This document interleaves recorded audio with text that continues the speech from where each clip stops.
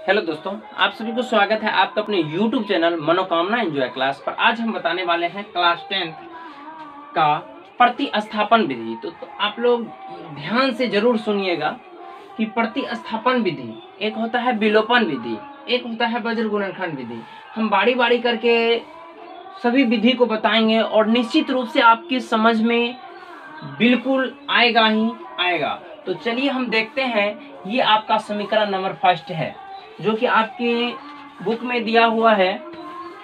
प्रतिस्थापन विधि से हल कीजिए प्रश्नावली 3.3 में। तो चलिए, हम चैप्टर तो नहीं बता रहे हैं, पहले ऐसे बता रहे हैं कि प्रतिस्थापन विधि किस तरीका से बनाया जाता है, फिर बताएंगे विलोपन विधि किस तरीका से बनाया जाता है, फिर वज्र गुणनखंड विधि किस तरीका से बनाया जाता है। पहले एक एक समीकरण लेकर के हम बता देंगे, उसके बाद फिर चैप्टर वाइज प्रत्येक क्वेश्चन बाय क्वेश्चन को सॉल्व करेंगे। तो चलिए आज हम बताते हैं प्रतिस्थापन विधि। थोड़ा सा ध्यान से देखना है। इसको इक्वेशन नंबर फर्स्ट मानेंगे, इसको इक्वेशन नंबर सेकंड। समीकरण 1 और समीकरण 2 ये बहुत आसान है, पर दिखता है भारी लेकिन बहुत आसान है, बहुत आसान है। और कोई भी विधि से बनाइए तो इसका आंसर उतना ही आएगा। मान लीजिए प्रतिस्थापन विधि से, तो मान लीजिए x का मान 4 आया, तो विलोपन से भी 4 ही आएगा, वज्र गुणनखंड विधि से भी 4 ही आएगा। तो थोड़ा सा यहाँ पे ध्यान देना है।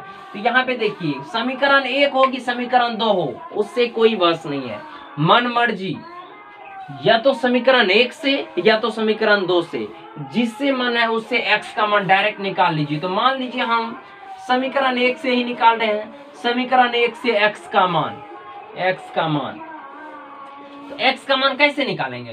तो x plus y equal to 14 है, तो x बराबर 14 है। ये प्लस में उधर जाएगा तो माइनस में हो गया, x का मान निकल गया।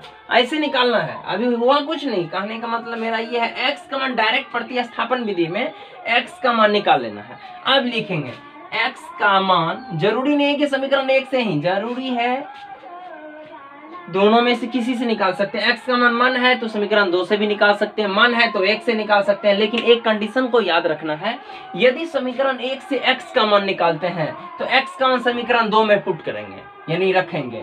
यदि x का मान समीकरण 2 से निकालते हैं तो x का मान समीकरण 1 में रखेंगे। तो चलिए हम समीकरण 1 x का मान 1 से निकालें तो हम 2 में रखेंगे। तो x का मान लिखेंगे यहाँ पे समीकरण 2 में रखने पर, ध्यान दीजिए 2 में रखने पर।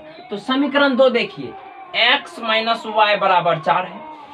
तो x का मान क्या निकला था यहाँ पे? 14 माइनस वाई। कंटिन्यू। तो x का मान 14 माइनस वाई, और पहले से माइनस वाई बराबर 4।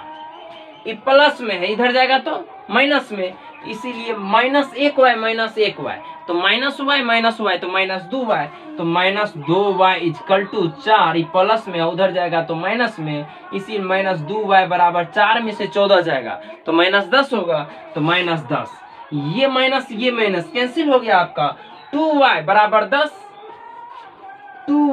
10, ये गुना में उधर जाएगा तो भागा में, 10/2, 2 पंच 10। आपका क्लियर रूप से y का मान कितना निकल गया? 5। ये बेहिचक और बिंदास आंसर हो गया। अब y का मान, अब तो x का मान क्लियर निकालना है पूर्ण रूप से। ये तो डायरेक्ट पहले निकाले थे ना। तो अब आपका मान, मान लीजिए इसको भी समीकरण आप 3 मान सकते हैं, इसके लिए कोई दिक्कत नहीं है।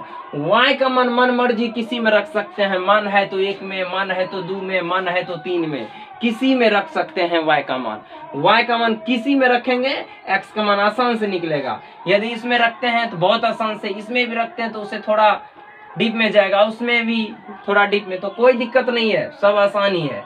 तो लिखेंगे y का मान, जिसमें मन है उसमें रखिए। मेरा मन है 1 में, तो 1 में रखने पर तो x का मान कितना? कुछ नहीं, x प्लस y का मान कितना? 5 बराबर 14। आई प्लस में उधर जाएगा तो माइनस में, तो 14 माइनस 5, इसीलिए x बराबर हो जाएगा आपको 9 5 14। तो x का मान हो गया 9, हो गया आंसर। y का मान हो गया आपको 5। तो x का मान 9 और y का मान 5। तो आप विलोपनो विधि से यदि इसको बनाते हैं तो यही आंसर आएगा। वज्र गुणनखंड विधि से भी बनाते हैं तो यही आएगा। निश्चित रूप से मुझे लग रहा है कि आपको समझ में आ गया होगा। चाहे कोई भी समीकरण हो, सीधी सी इतना चीज याद रखना है कि जब हम प्रतिस्थापन विधि बनाएंगे तो दोनों में से किसी एक का x का मान निकाल लेंगे। यदि समीकरण 1 से x का मान निकालेंगे तो समीकरण 2 में रख देंगे x के जगह पे। यदि पहले y का भी मान निकाल सकते हैं, इसीलिए कोई दिक्कत नहीं है। यदि x का मान समीकरण 2 में से निकालेंगे तो 1 में पुट करेंगे, 1 में पुट करेंगे, y का मान निकलेगा, y का मान किसी में रख दीजिए, x का मान निकल जाएगा, कंप्लीट। तो चलिए आपका प्रतिस्थापन भी मुझे पूर्ण विश्वास है कि आप समझ गए होंगे। यदि आपको अच्छा लगे तो कमेंट, लाइक, सब्सक्राइब और दोस्तों के साथ शेयर जरूर कीजिए। बाकी फिर विलोपन विधि नेक्स्ट वीडियो में